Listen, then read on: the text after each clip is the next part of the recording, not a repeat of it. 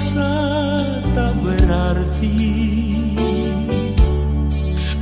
jalan dengan tanpa harapan, lalu tangan yang berlubang paku menjamah jadi hidup baru, dan kayu yang kasar mengubahkan jalan hidup yang penuh kegagalan. Ku puji Dia selama-lamanya, sebab salib mengubah hidupku, dan ku yakin darah Yesus yang suci sudah mengalir di Kalvari. Bila zaman berlalu, dunia mendebu, ku tetap pegang salib itu.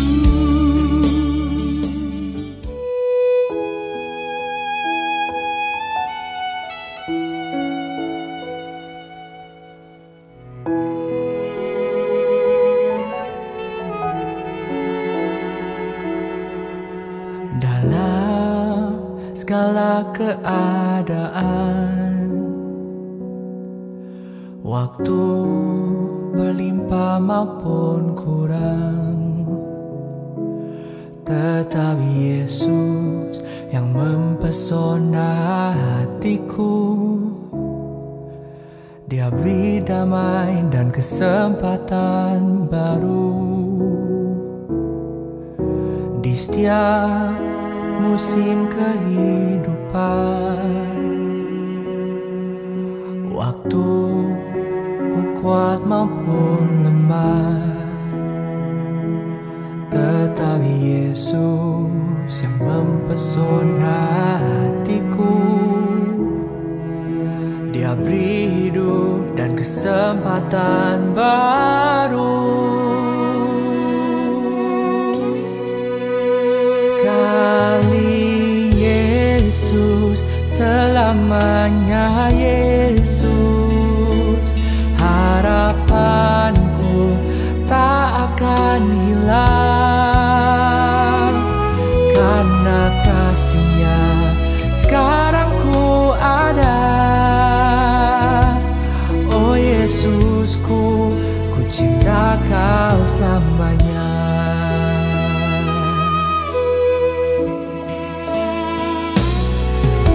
Di setiap musim kehidupan, waktu ku kuat maupun lemah, tetap Yesus yang mempesona hatiku. Dia beri hidup dan kesempatan baru. Sekali Yesus, selamanya Yesus. Harapanku tak akan hilang, karena kasih-Nya sekarang ku ada. Oh Yesusku, ku cinta Kau selamanya.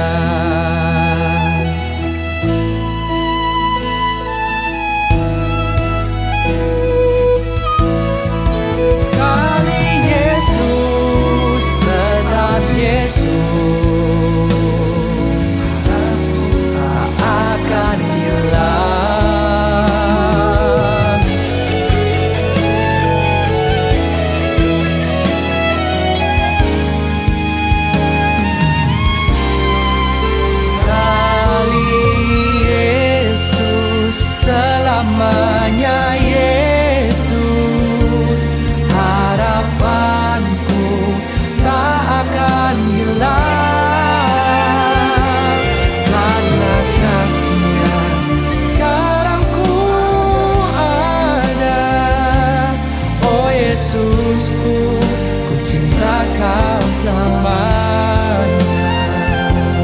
Karena kasih-Nya sekarang ku ada. Oh Yesusku, ku cinta Kau selamanya.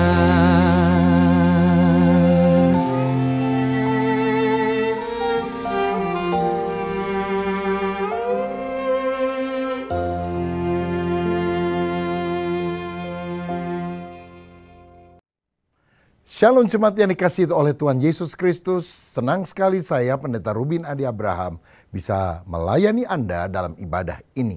Saya berdoa supaya saudara terus rindu bertumbuh di dalam kebenaran, supaya iman kita juga makin kokoh di dalam Tuhan. Hari ini saya akan menyampaikan firman dengan judul Kobarkan Karunia untuk Melayani. 2 Timotius 1 ayat yang ke-6 berkata, "Karena itulah kuperingatkan engkau untuk mengobarkan karunia Allah yang ada padamu oleh penumpangan tanganku atasmu."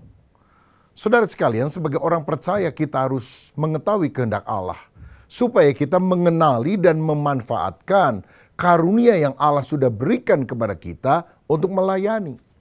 Sebab Tuhan memberikan kepada kita masing-masing talenta atau karunia, kemampuan khusus yang Tuhan berikan untuk kita jadi berkat bagi banyak orang. Dan kalau kita menyia-nyiakan talenta itu, karunia itu, kita berdosa kepada Tuhan. Alkitab pernah memberikan contoh, ada orang yang mendapatkan 5 talenta, dikembangkan jadi 10, 2 talenta, dikembangkan jadi 4. Tapi orang yang mendapatkan 1 talenta tidak mengembangkannya, menyimpannya di dalam tanah. Sehingga Tuhan itu menjadi murka dan berkata, "Kamu hamba yang jahat, malas dan tidak berguna. Hukuman menanti dia." Apa dosanya? Dosanya adalah tidak melakukan apa-apa. Dalam Yakobus 4 ayat 17 berkata, "Jadi jika seorang tahu bagaimana ia harus berbuat baik, tetapi ia tidak melakukannya, ia berdosa." Orang itu bisa berdosa karena melakukan apa yang seharusnya tidak dia lakukan, tetapi juga tidak melakukan apa yang seharusnya dia lakukan. Allah ingin kita aktif, bertindak, melayani, menjadi kawan sekerjanya, mengembangkan talenta. Tapi kalau kita pasif, malas, acuh tak acuh, dan berkata, biarinlah pelayanan tugas pendeta saja, bukan tugas saya. Maka akibatnya kita ini menjadi Kristen pengangguran, penonton yang gak ada fungsinya. Dan Tuhan akan murka jika demikian. Saya percaya setiap orang itu mendapatkan minimal 1 karunia dari Tuhan. Dan semuanya harus dikembangkan untuk kemuliaan nama Tuhan. Karena perbedaan karunia itu adalah untuk saling melengkapi. Semua karunia itu penting, saudara-saudara. Seperti dalam tubuh kita. Kita kan digambarkan seperti tubuh Kristus. Kalau misalnya perut saya lapar, lalu mata saya melihat ada lemper di depan saya, maka yang jalan adalah kaki. Yang ngambil lemper adalah tangan. Yang makan adalah mulut. Yang kenyang siapa? Perut. Nggak bisa kaki bilang, saya yang pergi ke sana kok kamu perut yang kenyang. Karena ketika perut kenyang, maka dia akan memberikan kekuatan kepada seluruh anggota tubuh untuk bisa melakukan fungsinya.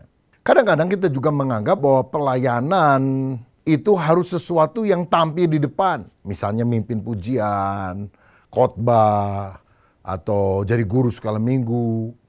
Dan di tengah orang yang berbakat yang lebih hebat daripada kita, kadang-kadang kita merasa minder. Aduh, dia main musiknya lebih bagus dari saya, khotbahnya lebih bagus.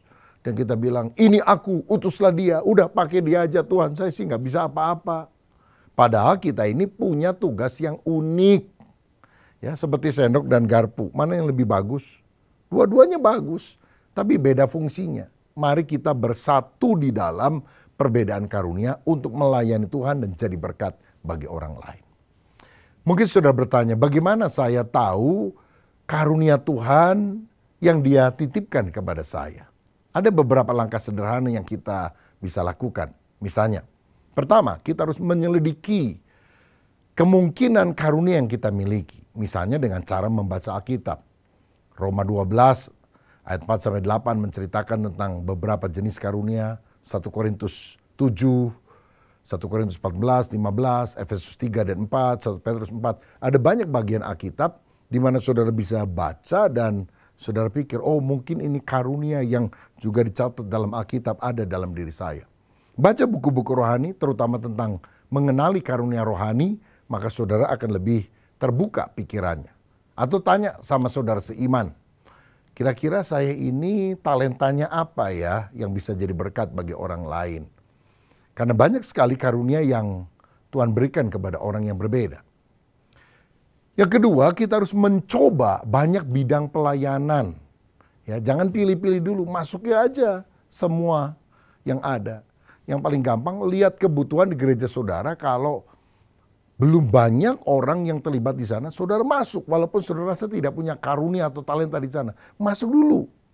Lama-lama saudara akan sadar mana karuniamu yang paling utama. Nah, untuk itu kita tidak boleh malas dan berkata, saya nggak mau pelayanan. Sebaliknya kita harus berlatih, belajar, mengembangkan karunia kita. Ya, walaupun mungkin saudara rasa tidak punya talenta main musik, ayo berlatih main musik. Saya mau tanya, saudara ada yang nggak bisa main gitar atau main piano? Seandainya setiap hari saudara punya komitmen 1 jam latihan setiap hari, apakah main piano atau main gitar? Dalam 1 tahun kira-kira bisa atau tidak? Saya yakin bisa. Jadi ini bukan soal sekedar punya karunia atau tidak punya karunia. Berani mengembangkan, berlatih atau tidak. Nah, dalam bidang yang lain, mau kesaksian, mau khotbah, itu juga harus berlatih. Salah-salah pertama ya nggak apa-apa. Ada orang masih remaja sembuh dari sakit, temennya bilang, kamu kesaksian dong. Aduh, saya nggak bisa ngomong kalau di depan umum. Kamu latihan dulu, kamu tulis, kamu baca. Nanti kamu bisa lebih lancar. Ya, saya coba.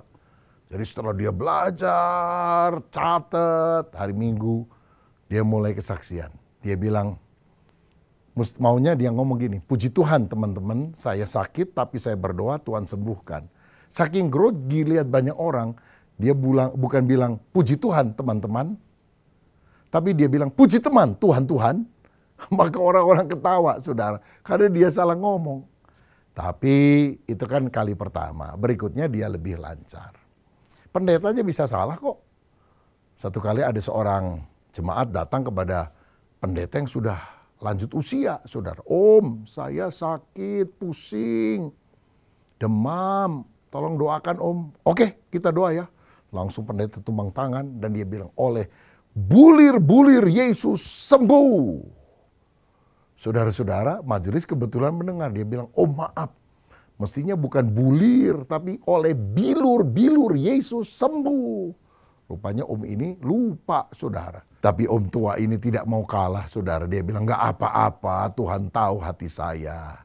Oleh bulirnya saja orang ini sudah sembuh, apalagi oleh bilurnya katanya. Nah saudara, jadi kita perlu banyak berlatih.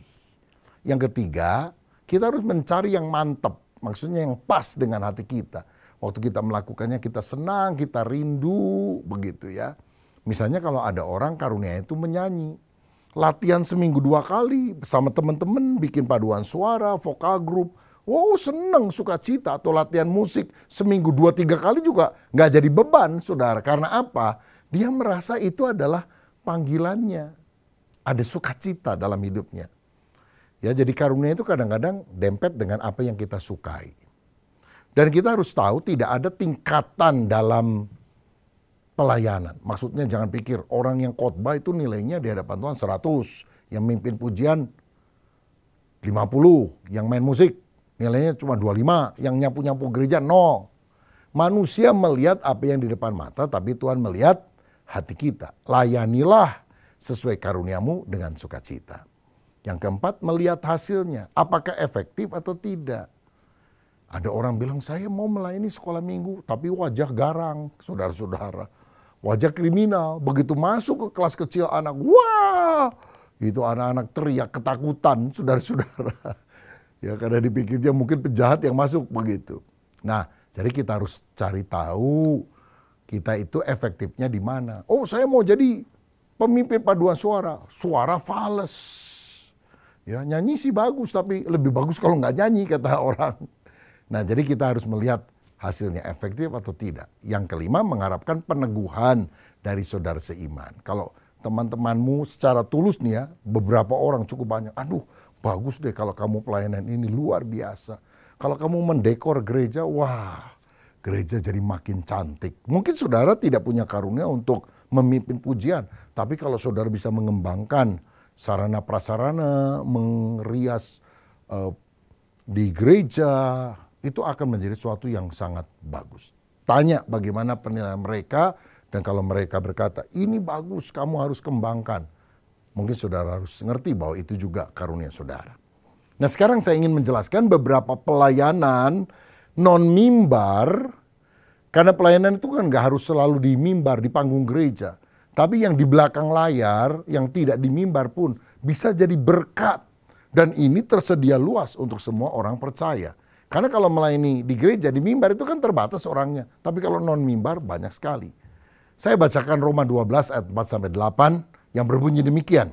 Sebab sama seperti pada satu tubuh kita mempunyai banyak anggota, tetapi tidak semua anggota itu mempunyai tugas yang sama. Demikian juga kita, walaupun banyak adalah satu tubuh di dalam Kristus. Tetapi kita masing-masing adalah anggota yang seorang terhadap yang lain. Demikianlah kita mempunyai karunia yang berlain-lainan menurut kasih karunia yang dianugerahkan kepada kita. Jika karunia itu adalah untuk bernubuat, baiklah kita melakukannya sesuai dengan iman kita. Jika karunia untuk melayani, baiklah kita melayani. Jika karunia untuk mengajar, baiklah kita mengajar.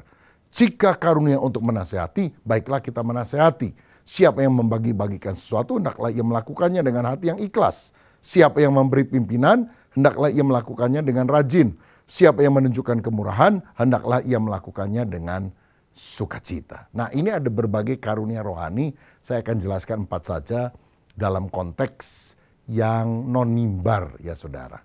Yang pertama adalah karunia melayani. Ini adalah karunia untuk memberikan bantuan atau support, pertolongan untuk melengkapi kebutuhan yang belum terpenuhi. Dan biasanya karunia pelayanan itu bisa dibagi dalam 2 hal. Yang pertama, berorientasi pada tugas. Jadi kalau ada tugas tertentu yang saudara tidak lakukan dalam pelayanan, maka akan terbengkalai. Misalnya, kita membereskan bangku di gereja, membagi amplop persembahan, membersihkan gereja. Ini berkaitan dengan hal-hal yang praktis, sarana prasarana. Ya ini mungkin seksi perlengkapan, seksi sibuk. Ada orang yang mengurus izin-izin. Ya izin gereja, izin kepada tetangga dan sebagainya. Dia tidak pernah tampil di mimbar misalnya. Tapi kalau dia melakukan itu di belakang layar, ini menjadi sangat bermanfaat. Tampaknya pelayanan ini sepertinya tidak menarik. Beda dengan singers yang muncul di mimbar. Tetapi karunia melayani ini sangat dibutuhkan. Bahkan dalam 1 Korintus 12 ayat 22 dikatakan, malahan justru anggota-anggota tubuh yang nampaknya paling lemah yang paling dibutuhkan. Jadi ini adalah karunia yang berorientasi pada tugas. Tetapi karunia melayani juga ada yang berorientasi pada orang, pada manusia. Maksudnya kita memberikan pertolongan kepada orang lain agar pelayanan orang itu lebih efektif. Misalnya dia menjadi sekretaris atau bagian administrasi dalam sebuah pelayanan gerejani misalnya. Atau menjadi ilustrator bagian yang membuat PowerPoint khotbah, memberikan gambar, kalimat-kalimat yang bagus, yang berkaitan dengan komputer membuat sistem, atau merangkup khotbah, menulis khotbah-khotbah lisan menjadi sebuah buku. Jadi idenya dari pendeta yang dia dengar hari Minggu, lalu dikembangkan kata-katanya dijadikan sebagai buku. Nah ini pelayanan melayani yang berorientasi membuat pelayanan hamba Tuhan tertentu menjadi lebih efektif dan lebih banyak jemaat yang mendapatkan berkat. Jadi yang menerima pertolongannya bukan orang sengsara, orang miskin, orang yang sakit, tapi orang Kristen lain, hamba-hamba Tuhan, supaya mereka lebih efektif dipakai Tuhan. Demikian halnya kalau kita lihat para rasul pernah meminta supaya diangkat 7 orang diaken di antara para jemaat membantu tugas-tugas praktis supaya para rasul ini bisa konsentrasi pada pelayanan doa dan firman. Ini pelayanan yang pertama, melayani. Yang kedua, saya melihat di Roma 12 itu ada pelayanan menasehati. Ya, kalau sekarang mengkonseling orang.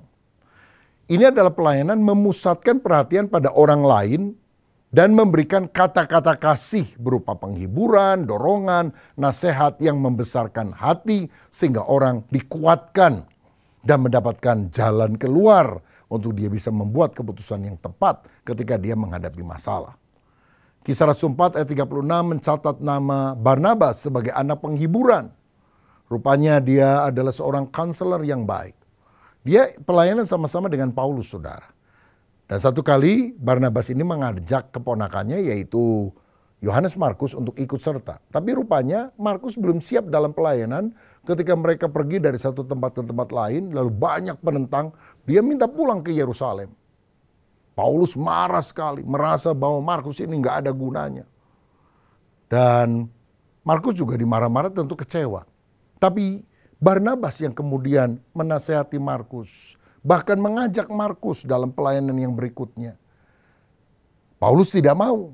Paulus berpisah pelayanan dari Barnabas. Tapi di kemudian hari, pelayanan Markus ini setelah dibimbing oleh konselor yang hebat yaitu Barnabas, Markus ini menjadi penulis Injil Markus yang juga dipakai Tuhan untuk melakukan penginjilan pada zamannya. Dan pada masa tua Paulus berkata, tolong Markus datang, suruh datang kepadaku karena pelayanannya penting bagiku. Jadi ada hamba Tuhan yang saklek, yang keras. Ada orang yang bisa dengan lemah lembut menguatkan orang lain supaya akhirnya orang itu juga bisa tumbuh dewasa di dalam Tuhan. Kita harus belajar saling menasehati satu dengan yang lain. Ibrani 3 ayat 13 memberikan petunjuk begini. Tetapi nasihatilah seorang akan yang lain setiap hari selama masih dapat dikatakan hari ini. Supaya jangan ada di antara kamu yang menjadi tegar hatinya karena tipu daya dosa. Ada hal yang kita harus lakukan setiap hari. Berdoa harus setiap hari. Tetaplah berdoa kata firman. Baca Alkitab mesti tiap hari. Yang kesukaannya merenungkan Taurat Tuhan dan merenungkannya siang dan malam. Itu kan harus setiap hari. Mengucap syukur harus setiap hari. Mengucap syukurlah senantiasa. Tapi ada ayat ini, hendaklah kita saling menasehati setiap hari. Jadi kita perlu mengkonseling orang lain atau mengencourage orang lain, membesarkan hati, menguatkan hati orang lain setiap hari. Ini adalah karunia yang kita juga harus kembangkan. Yang ketiga adalah karunia kemurahan, yaitu memiliki simpati dan belas kasihan terhadap orang yang menderita atau sengsara dan menyatakannya di dalam perbuatan kasih. Ya, banyak orang kalau lihat orang yang sengsara, aduh kasihan, kasihan, tapi nggak bikin apa-apa. Nah, orang berkemurahan itu bukan cuma tergerak, tapi bergerak menolong orang lain. Dalam Matius 25, Tuhan Yesus pernah berkata, pada waktu aku lapar, kamu memberi aku makan. Pada waktu aku haus, kamu memberi aku minum. Pada waktu aku dalam penjara, engkau mengunjungi aku. Kapan Tuhan kami melakukannya? Apa yang kamu lakukan kepada salah satu saudaraku yang paling hina ini, engkau sebetulnya melakukan bagiku. Jadi orang yang punya kemurahan hati, compassion, belas kasihan, itu melihat orang yang sakit, orang yang miskin, orang yang lanjut usia, orang yang cacat, orang yang terkebelakang, atau mungkin yang terpenjara dari narapidana. Dia melawat, mengunjungi, memberikan doa, memberikan nasihat, memberikan masukan, berbagi firman. Bahkan dia juga bisa memberikan apa yang dia punya. Itu adalah karunia kemurahan kepada orang-orang yang membutuhkan. Ini pelayanan non-mimbar yang sangat berguna Bapak Ibu. Yang keempat adalah karunia memberi, karunia membagi-bagikan, kata Roma 12 tadi. Ini adalah orang yang mau dipakai menjadi bendaharawan Allah, menjadi pensupport dana untuk pekerjaan Tuhan. Jadi saluran berkat bagi orang lain. Dalam Lukas pasal yang ke-8 dicatat bahwa ada orang namanya Yohana, istri Kusa, bendahara Herodes, Susana, dan banyak perempuan lain. Perempuan-perempuan ini melayani rombongan itu dengan kekayaan mereka. Nah, jadi ada orang yang memang berkecukupan, bahkan berkelebihan. Dia support dengan uangnya. Kalau ada pembangunan gereja, kalau ada misi dan sebagainya. Mungkin dia tidak ikut pergi ke ladang misi itu, misalnya ke Papua atau kemana. Tapi dia support dengan keuangan.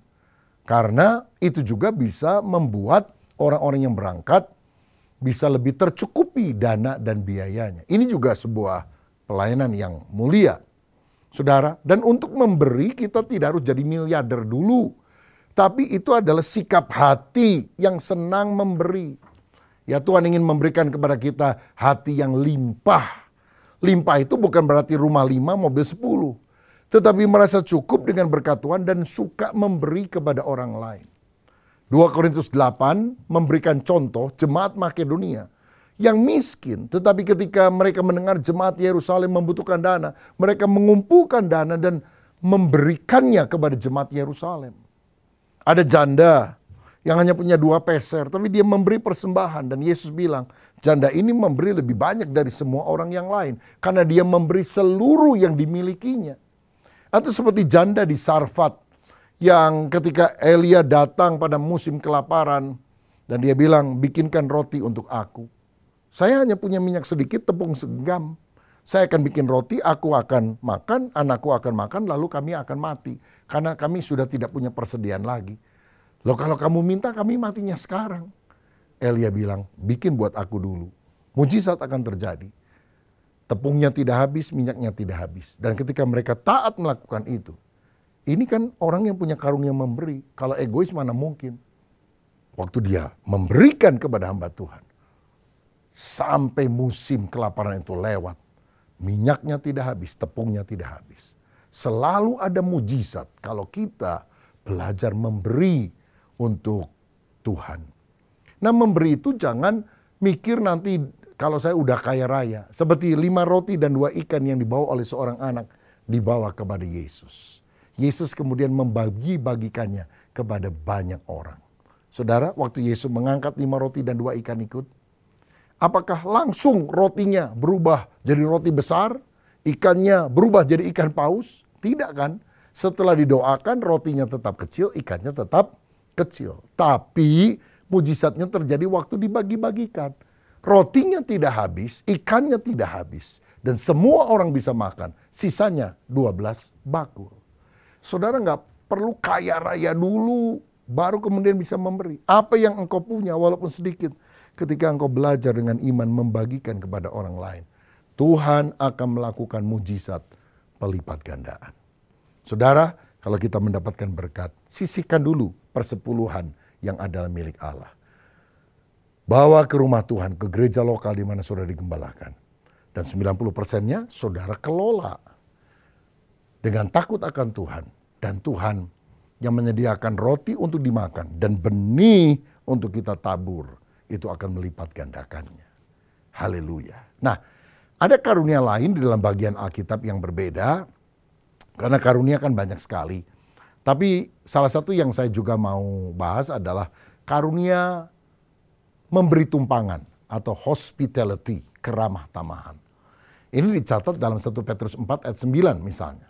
Berilah tumpangan seorang akan yang lain dengan tidak bersungut-sungut. Nah, orang yang punya karunia memberi tumpangan, hospitality, adalah orang yang suka ngajak makan. Bahkan kalau dia punya rumah, dia bisa mengajak tamu, hamba Tuhan misalnya yang melayani di kota itu untuk nginap di rumahnya. Dia antar-antar. Dan dia senang melakukannya karena itu berasal dari hatinya. Dia kalau khotbah nggak bisa, suara fales. Tapi dia suka melakukan pelayanan hospitality ini. Ramah, menjamu orang, menjemput dengan mobil. Ini mungkin kalau di Alkitab seperti perempuan Sunem ya. Yang ketika Elisa hamba Tuhan selalu mampir di kota itu. Dia suruh untuk nginap di rumahnya. Dan dia kemudian tentu seizin suaminya membangunkan sebuah kamar loteng. Diisinya dengan tempat tidur, dengan meja, dengan pelita. Supaya Elisa setiap kali mampir ke rumah, ke daerah itu. Gak usah bingung mau nginep di mana. Zaman dulu kan belum ada hotel. Tapi nginep di rumah perempuan Sunem ini. Atau seperti Maria, Marta, Lazarus di Betania. Yesus dan murid-muridnya setiap kali mau ke Yerusalem selalu mampir di Betania. Karena jaraknya dekat, hanya beberapa kilometer. Dan mereka menjamu Yesus dengan makanan, dengan ngobrol. Dan mujizat terjadi loh saudara. Waktu anak perempuan Sunem mati dan di perjanjian baru waktu Lazarus mati, Tuhan membangkitkan dia. Orang yang punya keramah tamahan, mujizatnya besar, dahsyat. Bukan cuma kesembuhan, kebangkitan. Berkat yang gak masuk akal, Tuhan akan limpahkan. Dan firman juga berkata, ketika kita melakukan pelayanan hospitality kepada orang yang membutuhkan, kepada hamba Tuhan, bahkan kepada orang miskin, tanpa disadarinya, dia telah menjamu malaikat Tuhan. Seperti siapa? Abraham.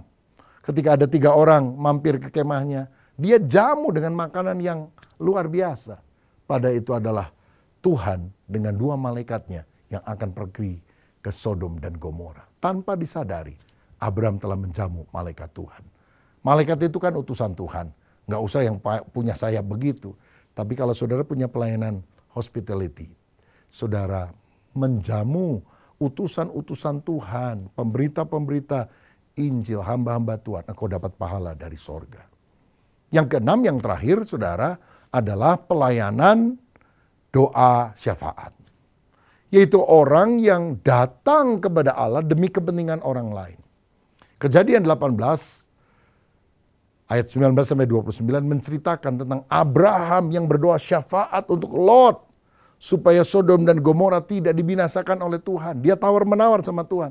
Gimana kalau ada 50 orang benar, 45, 40, 30, 20, 10. Aku gak akan hukum, kata Tuhan.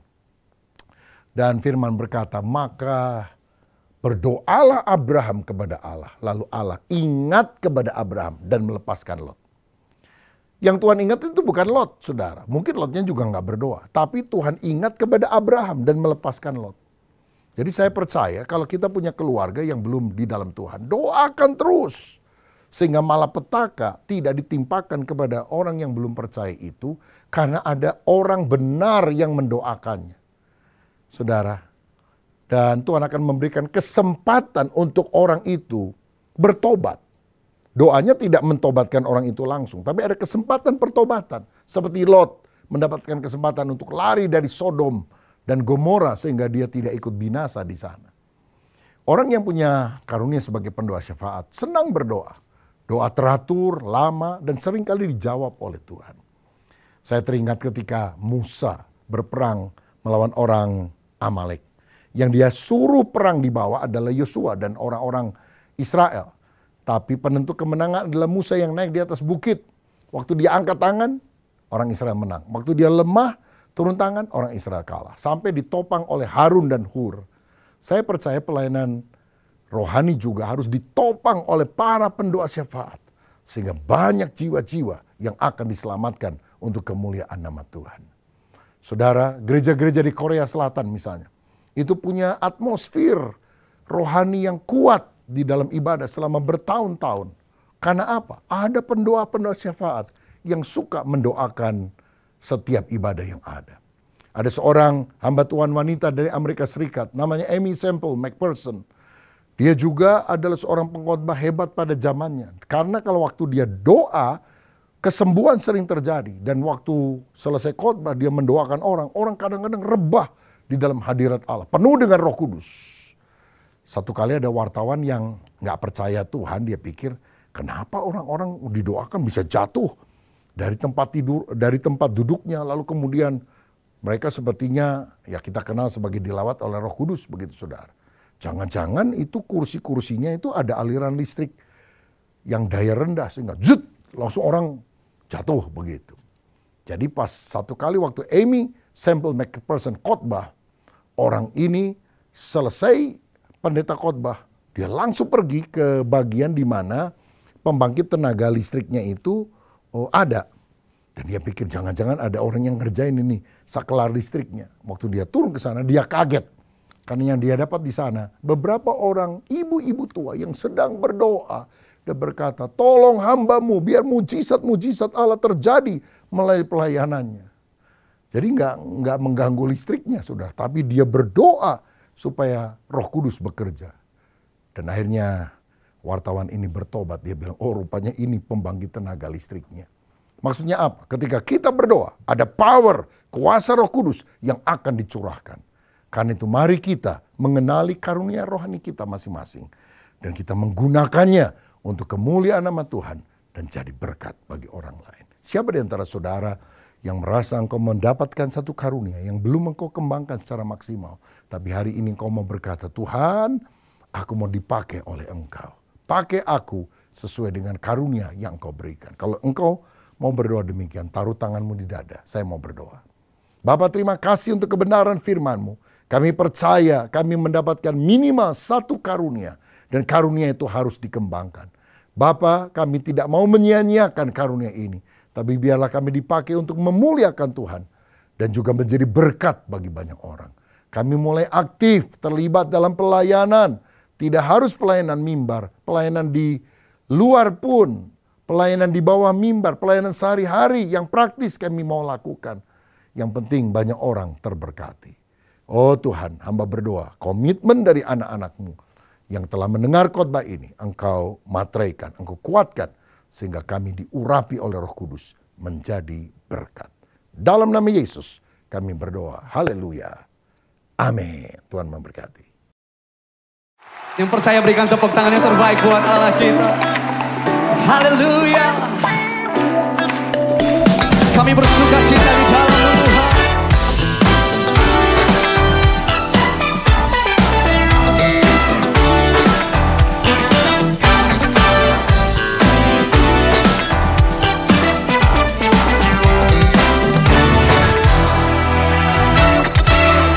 Takkan ku izinkan ketakutan, karena imanku pada Yesus Tuhan.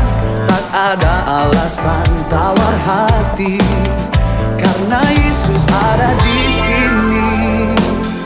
Ku percaya firman Tuhan sanggup menghidupkan dan berikan sukacita dalam Tuhan. Melimpah kekuatan dari Tuhan tercurah atas kita.